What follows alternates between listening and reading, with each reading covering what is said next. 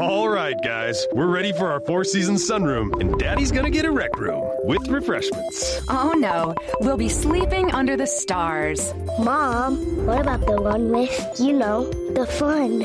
Nice try, little bro. It's a gym. My gym. Hey, Grandma's getting her Four Seasons garden room. Weather tight and still like being outdoors. Maybe a living room. Oh no, wait, a family hub. Yeah! No matter what the budget, the season, or the climate, Four Seasons Sunrooms let you and your family enjoy the outdoors inside. Call now to receive your free, no-obligation brochure from the premier manufacturer of sunrooms since 1975. More reasons for Four Seasons now. To find out more, call toll-free 800-928-7007. That's 800-928-7007. Call 800-928-7007 today. Wake up, America. I think I got something to say to you. I love the United States of America, and I want you to love the United States of America too. Wake Up America Radio with Dr. A and Lou Bell is not a safe space, so enter at your own risk. You will be exposed to the truth, and we will endure the consequences. Now rest assured, Dr. A will not try to put his brain into your head. I will, however, motivate you to think and to use the analytical part of your brain that very few people want to use because it requires actual effort and actual work.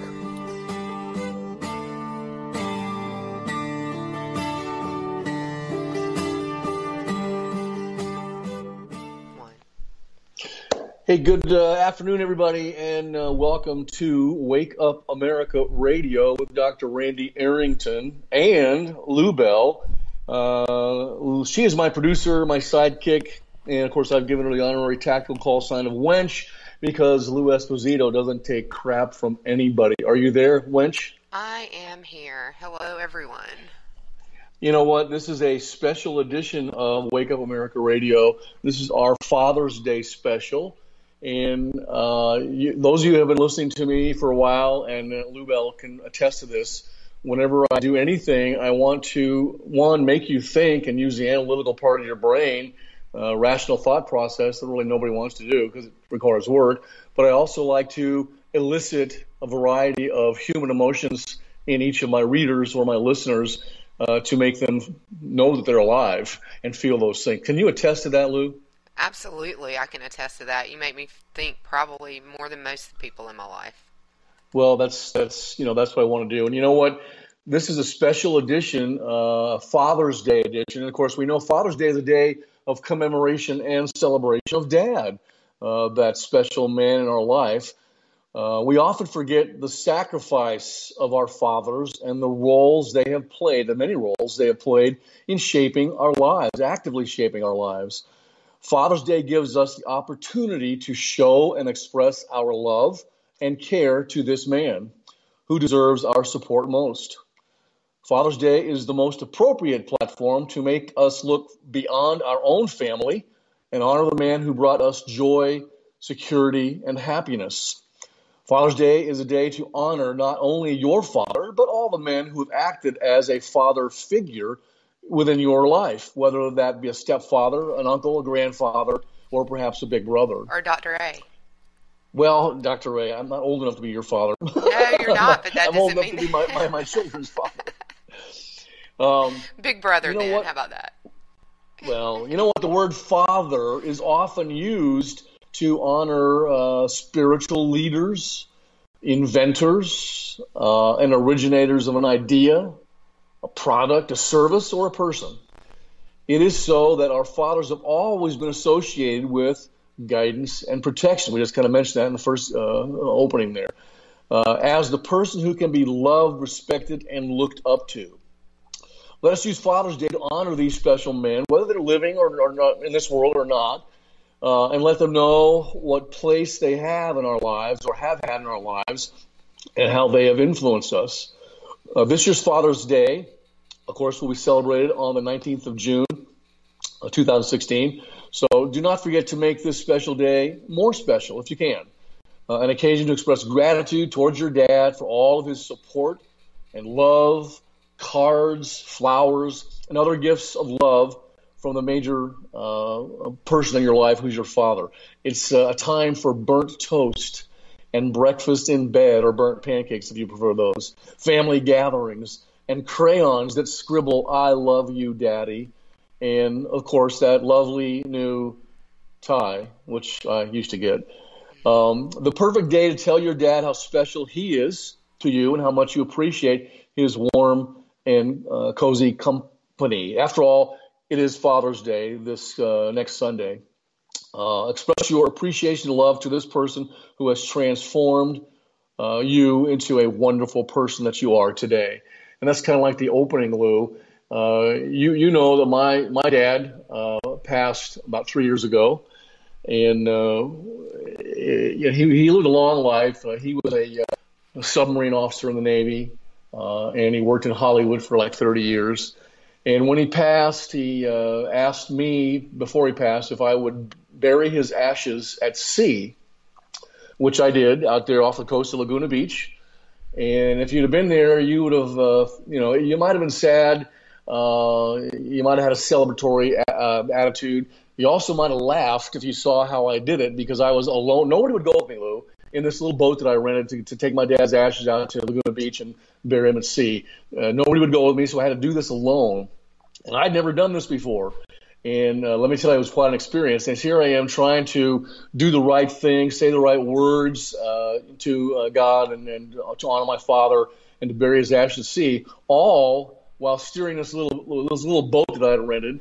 And amongst the sharks and the whales and the high waves, I'm out there with one hand doing the steering, one hand doing the other thing. It was like a comedy of errors. But we got it done, and that's where my dad is today.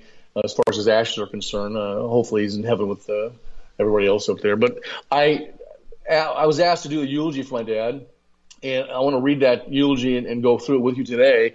Hopefully it'll make you feel some emotion and maybe want to express some additional warm feelings of gratitude and love and respect to your own dads, again, whether they're living or they passed. So are you ready for this, Lou Bell? I believe I'm ready, yes. You sure? Because I may have listed some emotion in you. I've been known to do that before, even though you are a hard-skulled character. Yes. You like to get me on the radio and then make me get all misty. So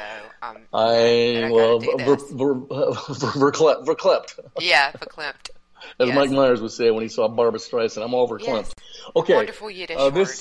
This is titled "Eulogy for a Submarine Sailor," John William Arrington, by Randy Arrington, Ph.D.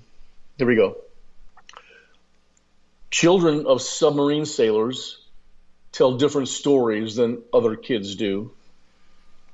None of our fathers can teach a history class, sell a stock, make a hole in one, write a song, cut hair, give a tetanus shot, or describe the theme of a Hemingway novel accurately.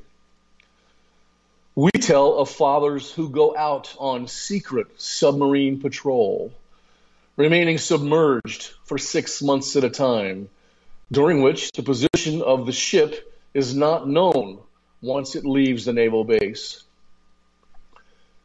Our fathers sailed underneath the polar ice cap, launched ballistic missiles, fired torpedoes, dived down to a few feet above the submarine's crush depth, and spied on enemy nations.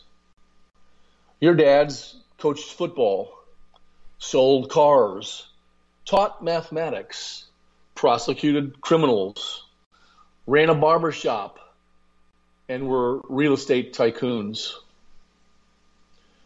You don't like war or violence or nuclear-tipped torpedoes, or napalm, or depth charges, or cruise missiles.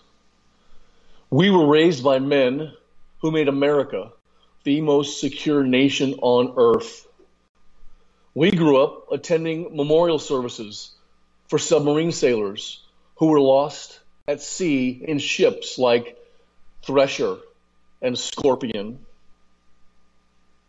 Your fathers made local communities decent, prosperous, growing, and functional. Our fathers made the world safe for democracy. We have gathered here today to celebrate the remarkable and storied life of John Arrington, who was simply called Jackie by his mother early on in his life that began about 84 years ago in Ohio. Although this day is filled with sorrow, we can take great comfort in knowing that my dad lived a wonderful life, always at full speed ahead. Sometimes it seemed like he was running around as if his hair was on fire and his rear end was catching. John Arrington didn't know what temperance was, or mediocrity, or where you would go to find such things. As such, his self-esteem was absolutely indisputable, but he wasn't arrogant or pompous. His was an assured self-confidence, and it was one of his most endearing qualities. From the first day you met my dad, you knew you were in the presence of greatness. You quickly realized that his contagious smile could immediately light up any room, rendering even the most stubborn people helpless to defend against his cheerful demeanor and positive attitude. My dad adored his wife and cherished his children. He wished everyone could be just like him, a strapping, dark-haired, matinee idol. I would bet that he hadn't spent more than a few $1,000s in his whole life on a wardrobe, with the possible exception of a closet full of cowboy shirts and Lee jeans. John Arrington is a true American hero. His life was filled with the kinds of things that screenwriters extol in their scripts, but movie directors can never adequately capture up on that big screen, precisely because it was reality, not fantasy. My dad served with honor and great distinction for 20 years as a submarine chief petty officer in the United States Navy. As a member of our greatest generation, he protected America and kept us safe from the numerous threats to national security that existed in the mid-40s through the mid-60s. After his military retirement, he worked in the motion picture industry in Hollywood for over 30 years, helping to produce a variety of entertainment that we have all enjoyed on television and in the movie theaters. My remarks here today are intended to paint a snapshot of my dad's professional experience. As usual, was the case with Dr. Arrington, the words have been choreographed so that all of you can derive a sense of what it was like to live the kind of life that he was privileged to lead. John Arrington was a 20th century kerosene cowboy, riding a bucking bronco in the rodeo of his two chosen professions. But his bronc wasn't made of hair and hoof. It was made of metal and wires, carbon fiber and glass, torpedoes and missiles, generators and spotlights, cameras and sound stages. And my dad always rode for the full 8 seconds every time out of the chute, whether he was submerged in a submarine or on a movie set in Hollywood. My dad was a submarine sailor at heart, but he also loved being a motion picture man, and he was exceptionally gifted at both. John Arrington was a man's man.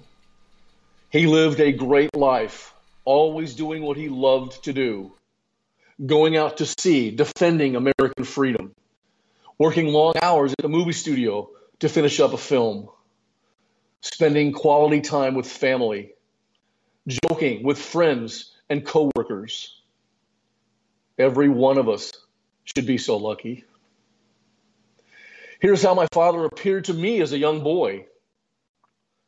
He came from a race of giants out of a mythical land known as Cleveland. He married the most beautiful girl ever to sashay out of Columbia, Mississippi.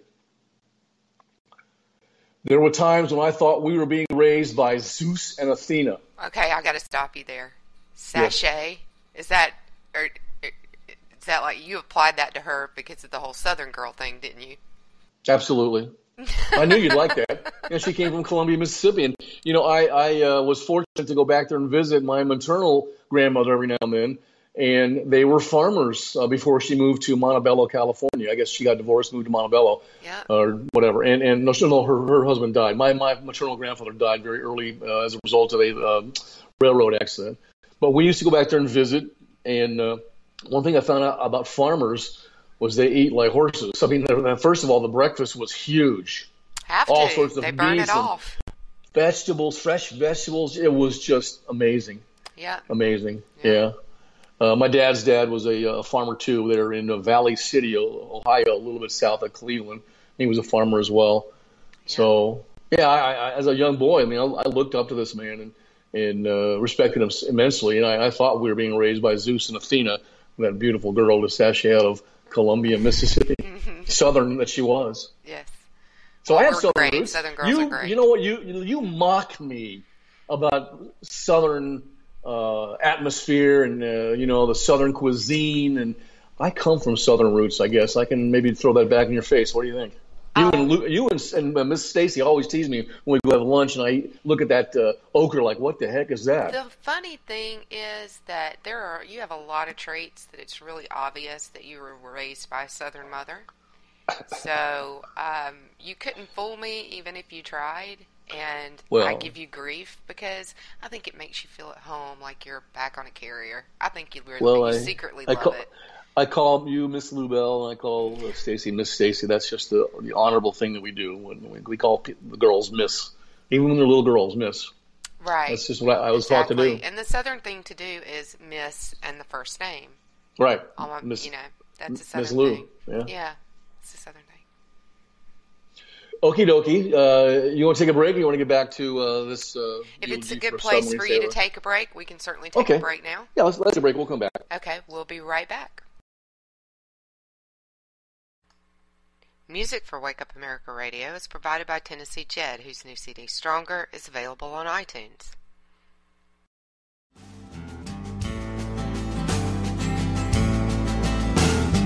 I looked all over, so how can it be? Here comes the wrecking ball, swinging at me.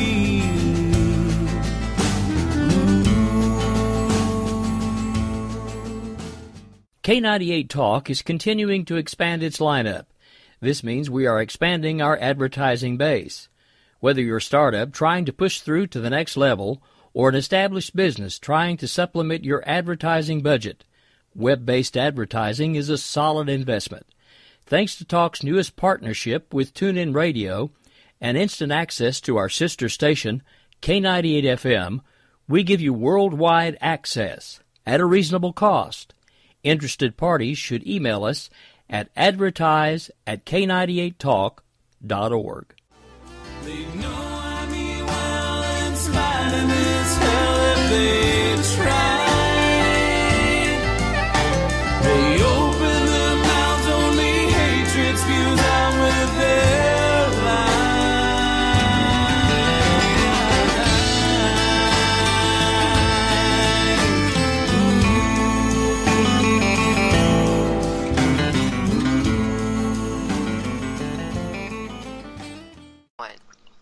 Okay, getting back to Eulogy for a Submarine Sailor, I ended off by saying there were times as a young boy when I thought I was being raised by Zeus and Athena.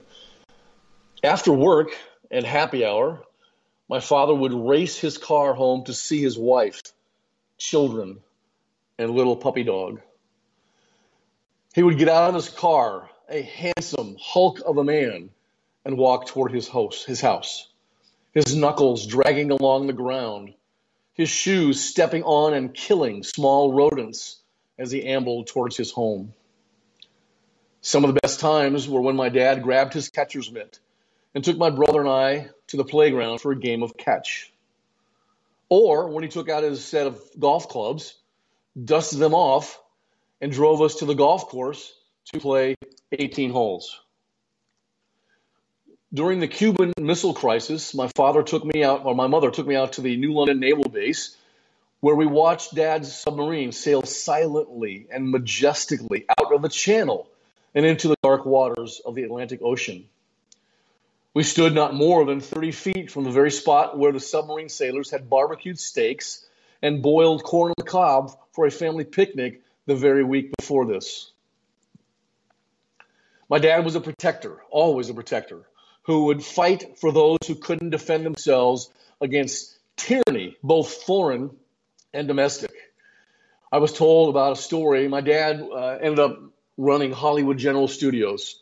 It's now called Zoetrope Studios because Francis Ford Coppola bought it. When Coppola bought it, he kept my dad on to sort of run things and make sure that all the electricity was the way it should be, because he was the one that knew all about electricity. And it was about a month into it when my dad got wind of the fact that Francis Ford Coppola was not paying the people working on his latest production, his film production they were doing on the lot. And he wasn't paying the production people, the script people and the people that move things around, the grips. He wasn't paying anybody. So my dad decided to defend these people. He shut down the electricity in the entire motion picture studio. Not 1 ounce of electricity was flowing. Francis Ford Coppola and his lawyer quickly grabbed my dad, pulled him in their office, and this fancy lawyer wearing this Armani suit tried to threaten my dad. Well, you don't threaten my dad. And he said, I could throw you in jail for 7 to 10 years right now for what you've done. And my father simply said to the man, "You're an attorney at law, is that correct?" He said, "Yes, sir, I am." Now, don't get me wrong here, but when you work, you expect to get paid. Is that true? He goes, "Well, of course I do." He says, "So do these people." And at noon that day, they started lining people up, and he cut checks. Francis Ford Coppola started paying these people, and then my dad turned back the electrical power on so they could finish that film. That's the kind of guy he was, would stand up for those that couldn't protect or defend themselves in a civilian context and in the military context as well. My father also introduced a new dynamic to Los Angeles Dodgers baseball games. I never knew this until I started going to Dodgers games later myself as an adult. Most people that go to Dodger games, it's a big event. It's a celebrity event usually. They show up late, like in the second inning. And they leave early, like in the seventh inning. My dad would have none of that. The Arrington family arrived early, watched infield practice and batting practice. And we stayed until the very last out, and then sat in the stands until the traffic had sort of weeded itself out, and then we could get in our car and drive home. I'll never forget once we were behind a couple of cars going, slow, trying to get out of the Dodger Stadium, and there was a hippie minivan in front of us, and in front of the hippie minivan was a station wagon, and you could see both cars fairly good from where we were. And all of a sudden, there was a long-haired guy in the hippie minivan that jumped out of his driver's seat, and the window of the car in front of him, that station wagon, was open. And this guy was apparently put his foot and leg in that window, was kicking this old man who's probably 70 years old, who's 75 years old, kicking him. My dad calmly got out of our car, walked to that guy, grabbed him by the hair, turned his face, popped him once, and the guy went down to the concrete. So he was, again, protecting somebody that couldn't protect themselves. My dad's wit was stunning. His intellect impressive. His humor infectious. His heart massive. Mom, we all love you, and we all love Dad. We will all miss him, and we are all better people for having him touch our lives. And we all look forward to being reunited with him one day in heaven. Dad, you were one hell of a good man. I am so honored and proud to be your son. And that's the eulogy for my dad, Lou. What do you think? I think it's great. It's hard sometimes for me to read that. Yeah. I remember when I did it, and it brings you right back to when I did it there at that church in California. Well, and we're reversed on this because we did the Mother's Day special. I've lost my mom. I still have my dad. Yeah, I know. So it's we're kind of reversed on that. It's good that I guess we can. Well, but a lot of people don't know that that's happened, but I know that. So, right. But that's what I wanted to do to kind of elicit some stuff. I've got some other kind of cool things here that I want to share with the listening audience. It's all designed to, dredge up some emotion in us, which is a good thing sometimes as a human being to feel these types of emotions, and to just reaffirm our love and honor and respect for our dads. Not all dads are good dads. There's some knuckleheads out there. Don't get me wrong. I know, I realize that. But that's why I'm doing this, and I hope that you feel the same way. None of you can ever be proud enough of being the child of such a father who has no equal in this world, in your minds. So great, so good, and so faultless. There has been a moment in each of your lives when you stop to wonder the matchless importance of your dad in your lives. Their influence is infinite. Their presence is unmatched. They have been a pillar of strength for you, and their unconditional love has never demanded anything from you other than your love in return and your respect. So we want to celebrate the spirit of Father's Day, and I want to do this here because I want to share some stories with you. I got some stories that were written by kids. Some of them are younger kids, 9 years old, 12 years old, 11. And this one right here is about a kid in high school, and it's very inspirational. He wrote this for his dad, and he titled it "A Father's Eyes." And here's what he wrote.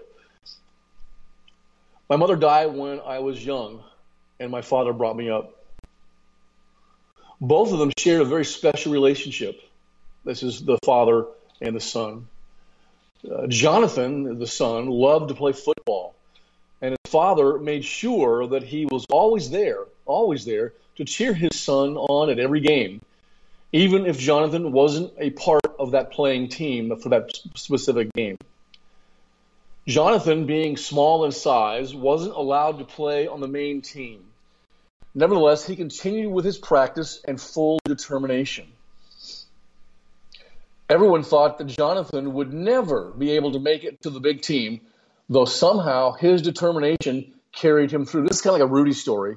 Somehow his determination carried him through. The listeners know about Rudy? Yeah, Rudy? I'm sure pretty much everybody's seen the Rudy movie. Pint-sized guy that finally got to play a couple of downs at the Notre Dame. Yeah. Okay. Look it up, if not. Rudy, yeah. Rudy the movie, about the Rudy football player from Notre Dame. The coach, seeing Jonathan's diligence and obvious dedication, decided to keep him on the roster. One day during practice, the coach met Jonathan with a telegram. Jonathan was shocked to read the message contained in it. Swallowing hard, he mumbled to the coach, "My father died this morning. Will it be all right if I miss practice today?" The coach gently put his arm around Jonathan's shoulder and said, "Take the rest of the week off, son, and don't even plan to come to the game this Saturday."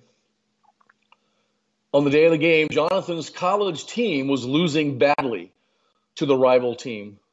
The coach and the players had all lost hope when suddenly they saw Jonathan coming towards them. He ran out and up to the coach and pleaded for the coach to allow him to play in this game. At first, the coach wasn't going to allow him to play. However, after a lot of persuasion, the coach gave in. No sooner than Jonathan joined the team on the field, the scores started to improve before both teams were finally at a tie. However, the real cheer came during the crucial closing seconds when Jonathan intercepted a pass and ran all the way for a winning touchdown. His team members were ecstatic. The crowd came running out of the stands towards Jonathan to celebrate with him and the rest of the team members. After the game, the coach went up to Jonathan, who was seated alone in the corner of the locker room, and asked, "Kid, I can't believe it. You were fantastic. Tell me, what got into you? How did you do it?" Jonathan looked at the coach with tears in his eyes and said, "Well, you knew my dad died, but what you didn't know was that my dad was blind." The young man swallowed hard and forced a smile. "Dad came to all my games, but today was the first time he could see me play, and I wanted to show him that I could do it." Oh. Yeah, that's a tough one there Yeah. to contemplate. High school and college kid. It's ironic. I was looking. You know what, folks? You don't know this, but Lou Bell, my producer, forces Dr. A to do extensive research for every time we have a show, and I'm constantly doing this research to keep up with her fast pace, and just know that she makes me do the research. So I did a lot of research today, and of course, being a professor of political science and what's going on in the world right now, besides doing the research on tributes to fathers for Father's Day special. Of course, you ran into some stuff that was happening around the world, like Mrs. Clinton becoming the presumptive nominee, along with, Miss Stacey's favorite, Donald Trump, becoming the presumptive nominee. That's what's going to be happening in the next 6 months or so. But it's good every now and then to take a break from the antagonisms that can affect you dealing with politics. And that's why we don't have 350 million citizens who also happen to be 350 million political activists, because they'd go crazy and the country would be highly politically unstable. We have to have people that can bury their heads in the sand, hopefully not too deeply, can still hear what's going on up above there, and just deal with their everyday lives and be productive citizens. Otherwise, we would be totally unstable. We don't want that. Right. But here's some stories. I like these. During my research, I came across several stories, tributes to the fathers, written by 9-year-olds, 12-year-olds, 11-year-olds, whatever, and I want to share them with you. Now, I'm going to read these tributes to their dads exactly the way they were written. Now, the syntax, the grammar may not be up to PhD standards, if there is such a thing, but I want to read them the way they were written by these kids, so you get the gist of what they're trying to say. And maybe this will bring us back to when we were 9 years old, if you remember that far back. 13-year Lou can probably remember that far back, but Miss Stacy may not. She's getting up there in age. She may not be able to remember that far back. But she's gonna kill you. She loves me. She squeezes my face together. Okay, this one is called "A Superhero in the House," written by Brianna Beltran, who's 13 years old, lives in Queens. A superhero in the house. Dad, I know you might not be Superman, Batman, or Spider-Man, but you have everything in common with them. You are a hero, especially my hero. You fight evil villains to keep me safe and work your way through anything to keep everyone in the family happy and healthy. That's what makes you my superhero. You are the best dad in the entire world, and there's nothing anyone can do to change that. Brianna Beltran, 13 in Queens, wrote that about her dad. I just thought that was sweet. That is extremely sweet. The next one comes from New Jersey. We just had a political campaign there, the primary in New Jersey. Look at me. I'm bringing politics back into this. Slap me in the face. Okay, this is from Tristan Delaney in Lincroft, New Jersey. She's 13. She calls this a double portrait. Sometimes I wonder what life would be like if I lived like many others in the world, without a loving, caring father. I wonder about those who don't have enough food to eat, or who can't live in a safe neighborhood like I do, and in a nice house. Luckily, I don't have to worry about that, because my dad is an amazing man who has made great sacrifices to keep us all satisfied. My dad comes from a sports family. He loves sporting games, whether it's basketball or football. Even if the game is on the other side of the world, he makes an effort to be there. I know that if I look into the bleachers, my dad is going to be there cheering me on. So when I did the research on this, Lou, I got these different testimonials, if you want to call them that, tributes. And there's great wisdom in children. There really is, common sense wisdom. And each of these kids, when they write these tributes to their dad, they have a different picture to paint, a different story of why their dad is the best. And I just thought it was so brilliantly done from their common sense perspective. That's why I want to share it with the readers. I got another one from New Jersey from a little girl named Ava, 11 years old. She says, "What is your image of a picture-perfect dad?" Well, this is mine. A dad who drives you everywhere, cheers you on, and loves you unconditionally. He listens to whatever I need to say, even if it's the craziest things ever. If I need something, he will try his best to get it to me. He plays with our dog like the dog is a human being. And whenever I'm sad, he loves me and cheers me up. I thought that was so cute. He plays with the dog like he's a human being, probably talking to the dog like he's a human being. Here's one written by Reese Donnelly, who's 9 years old, and she writes, "My uncle, the hero. My uncle was deployed twice to Afghanistan, and he called me every night to see how my day was. He takes me surfing, and when I'm scared to walk the dog at night, he comes and walks the dog with me. I am proud of my uncle for the work he does as a New York City police sergeant. He is a kind, brave man who I love very much." So she didn't have a dad, I guess, but she's writing that about her uncle. Yeah, he must be her surrogate dad. Yeah. This one is from Vanessa. She's 9 years old, lives in Brooklyn. I got a picture of her right here. She's really cute. It's entitled, "He is a Believer in Me." My dad is the best because he makes me believe in myself. There was a talent show at my school. I wanted to participate, but I was just too shy. My dad said, "Don't give up. It's your dream." When I heard him say that, I knew it was time to shine, and I won the talent show. I would never ask God for a better dad. I hope he gets famous one day. Famous like Dr. A. Maybe infamous from the left standpoint. Well, depending, on who you ask. Here's one.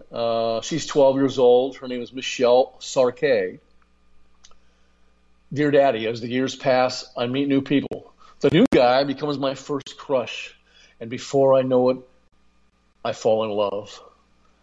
But I'll never forget the man who put me to sleep when I was having a bad day, who worked nonstop to see me to where I am now, and who waited for me to continue my path through life into the future. The man that made me laugh and took me on the ride of my life, and who never expected less of me. He only expected more of me. That man is and always will be my daddy. I love you, Daddy, with all my heart." 12 years old. Let's see here. This is written by a young man named Gabriel Contreras, 14, out of Brooklyn, New York. Super in every sense is what he titled this. Not only is my dad super, but he's extra super. He works long hours every day helping people who work in his building in Brooklyn. On his time off, he teaches me how to fix things. Most recently, my bicycle, which broke. I look up to him for his hard work and the love he shows to me and my entire family. He taught me to work hard, to stay in school, and to get a quality education. I hope to pass these skills on to my children one day. 14, and he wrote that. Right. Yeah, some of them sound so mature. Victor Mature, I know. Sometimes I sound so immature. That's okay. Your buddy Hammy there, a naval aviator extraordinaire that he is from the E2 community, once texted me something or tweeted me something. He said, "Naval aviators never grow up. We're always going to be kids." That's true, but we're man-children. Yeah, I would agree with that based on the ones that I know or have interacted with. But I think that's a dynamic of spending months on a ship with nothing but a bunch of guys. We had and one of these guys, we had four of them on Twitter just about 3 or 4 days ago. One of them is now a doctor, a pediatrician. Was a helicopter pilot in the Air Force and the Navy, and all 4 of us naval aviators. Yeah, he's the funniest one of all of you. Yeah, he is. Yeah. But we one of your and Stacy's Twitter trolls decided to focus on the 4 of us, and that was a big mistake.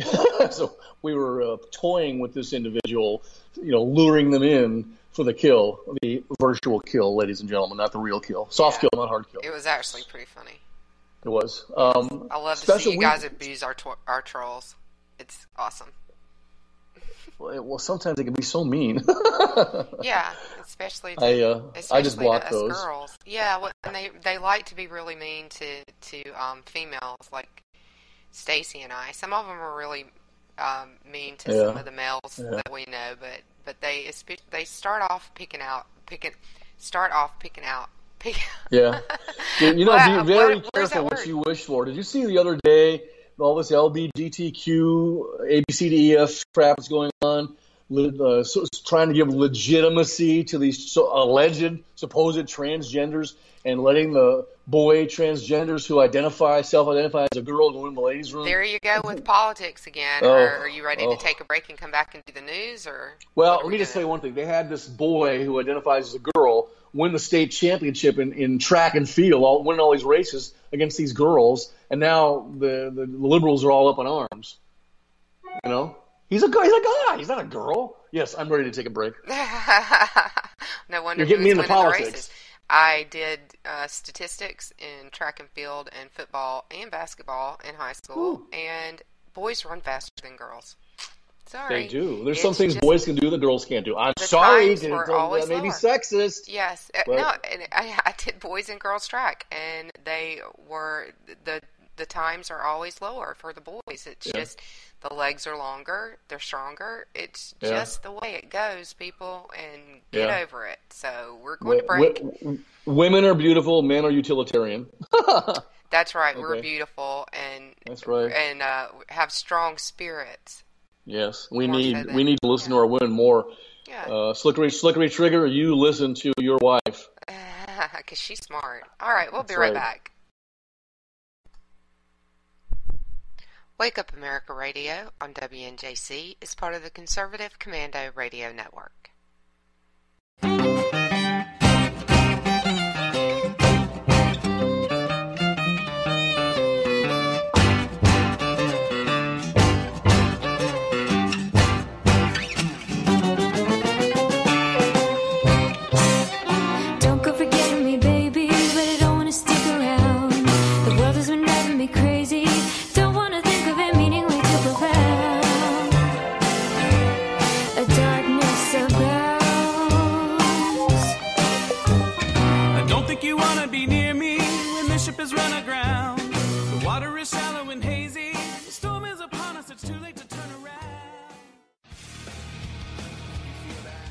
This is JD. And this is Stacy. Join us Tuesday nights, 10 p.m. Eastern, for Game On.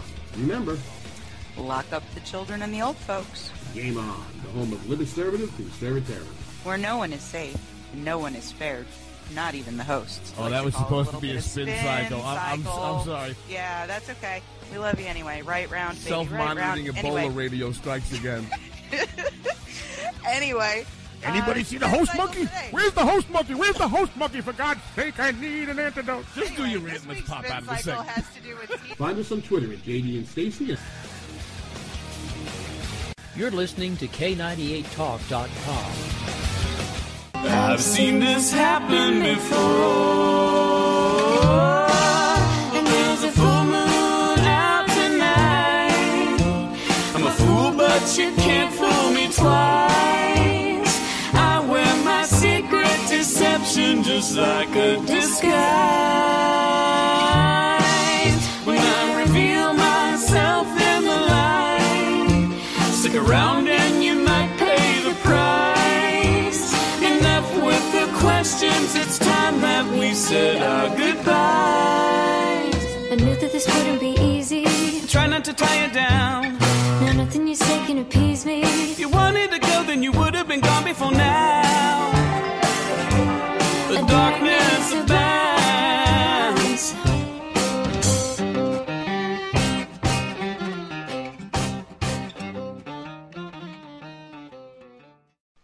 Hey, welcome back to Wake Up America Radio with Dr. A and Lubell in our special Father's Day edition. And I want to read a couple more of these things we've been talking about here after I read the eulogy for my dad. But some of these young kids are writing why they love their dads, why their dads are special. And this one comes from a kid named Luca J. He's 11, lives in Union City, New Jersey. And he titles this Special Weekend with a Special Guy. And the picture I'm seeing on my computer here is of this young kid, handsome young little guy, and his dad.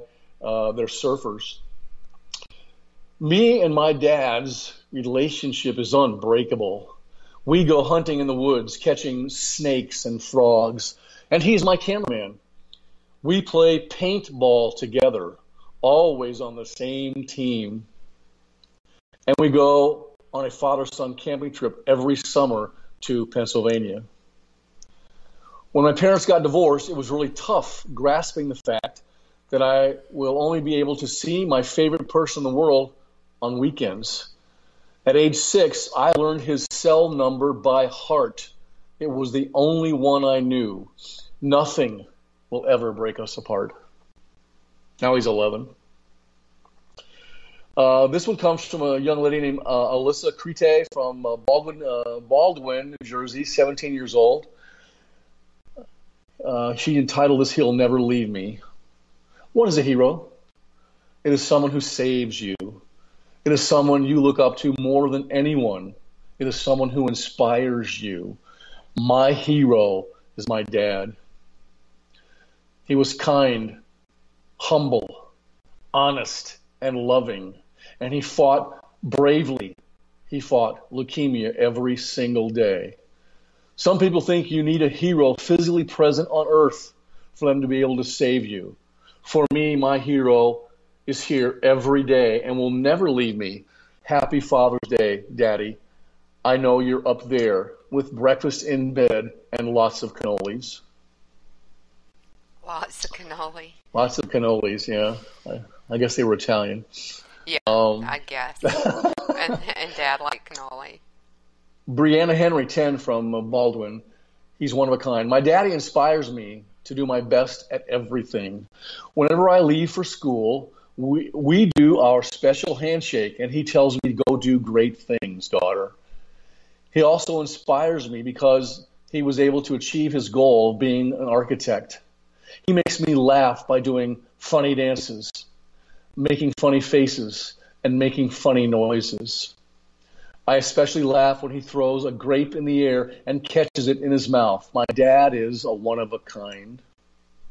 I remember last year, our last show, I talked about my oldest daughter, Lauren, who we were talking about personality and character of individuals to become president and how character develops early on in life. And you said your character was probably cemented by age 1.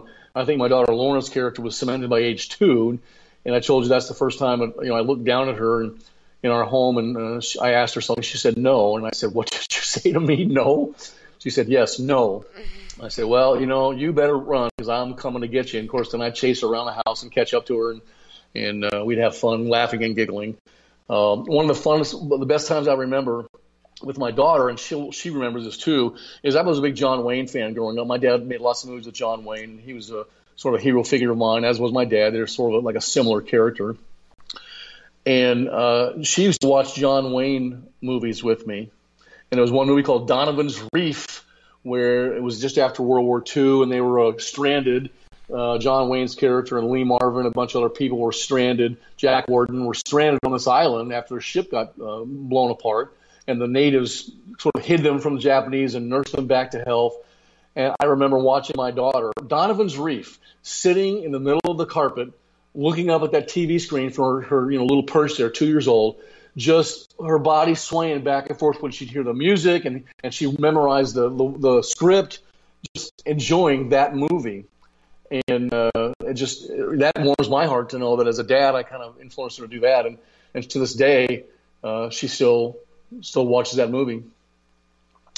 There are countless things I can say about my father's kindness, selflessness, and positivity.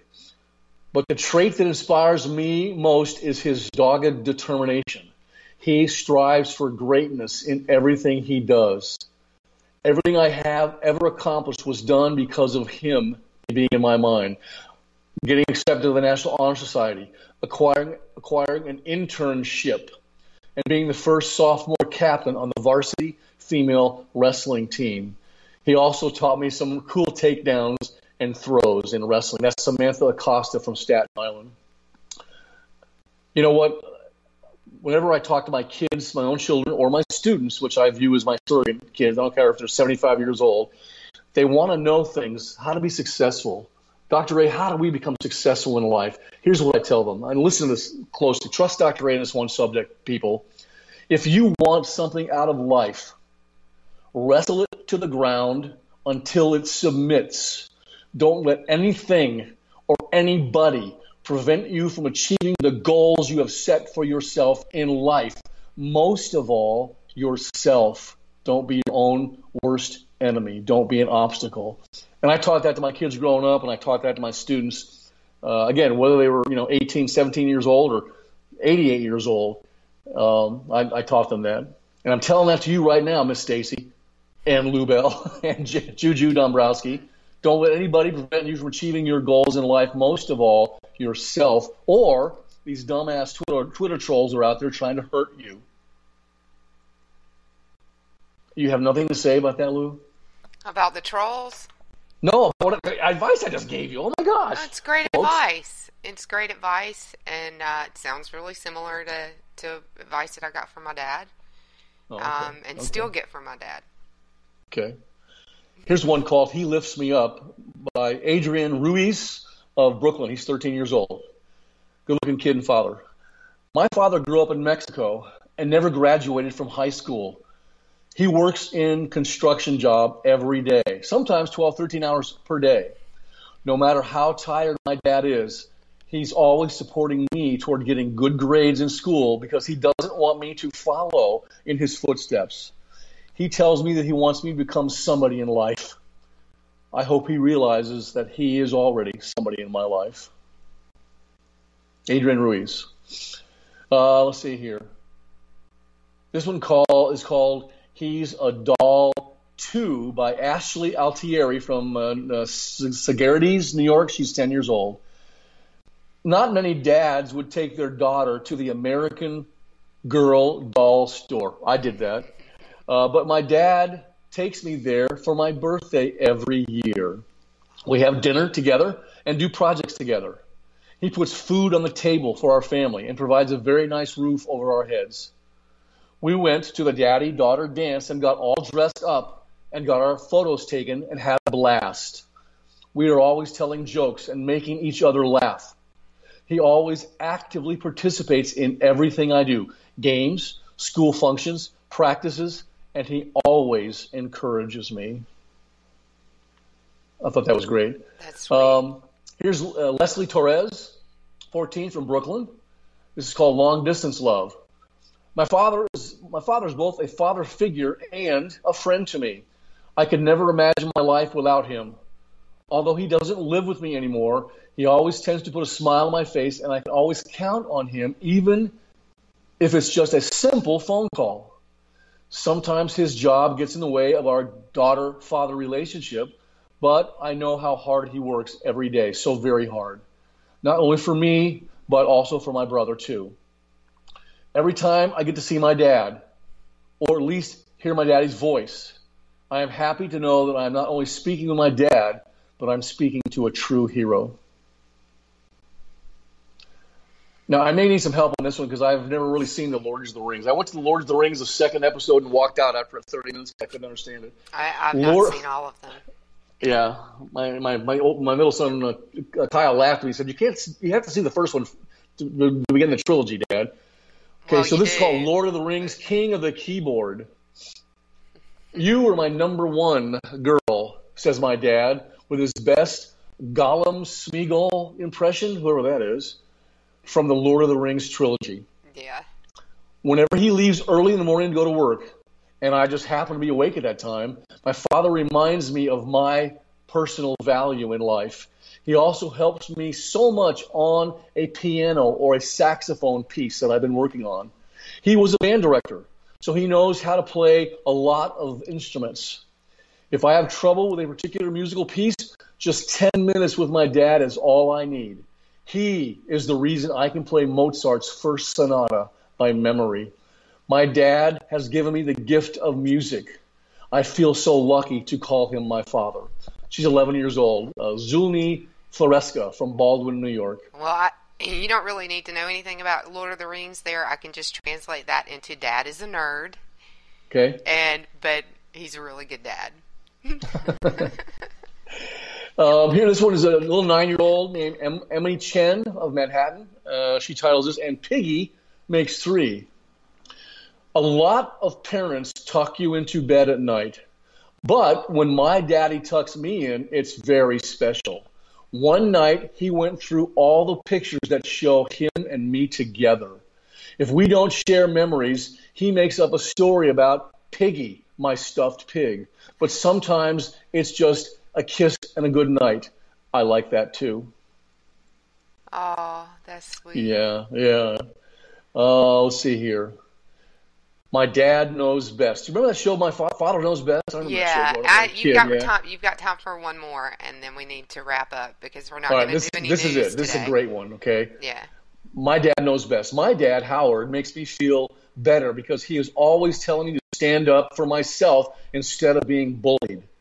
He also knows what is best for and not best for me. Our family has a password in case of emergencies or if we were in trouble. I know this password by heart. My dad also knows how to find a solution to problems since he is a psychologist. For example, when I wanted my own pet, my dad gave me chores to do to see if I was a responsible person. After that, I got my own pet. My dad also encourages me to try new things. When I do, he does it with me so I can have comfort. That if I ever get scared about it, my dad is always there.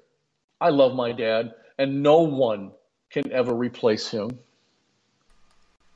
How about that? I think that's awesome. Nobody can ever replace your father. I agree. Yeah, absolutely. There's, there's only one man, anything like my dad. No person on earth has ever stood by me or understands me or cares about me like my father does. And I know that very well, and he can never be replaced. Excellent. Here's some great fatherly advice besides the wrestle it to the ground. You know I meant that as virtual wrestling, not really hurting somebody. Yes. Wrestle your problems. Let freedom ring, God help us. And people always speak the truth and then endure the inevitable consequences. Absolutely. And catch us on K98 Talk, K98.org, Thursday nights at 8 p.m. and WNJC out of Philadelphia, Super 1360 AM, Tuesdays at 5 p.m. Happy Father's Day. Happy Father's Day, everybody. Have a great day. All right. Take care.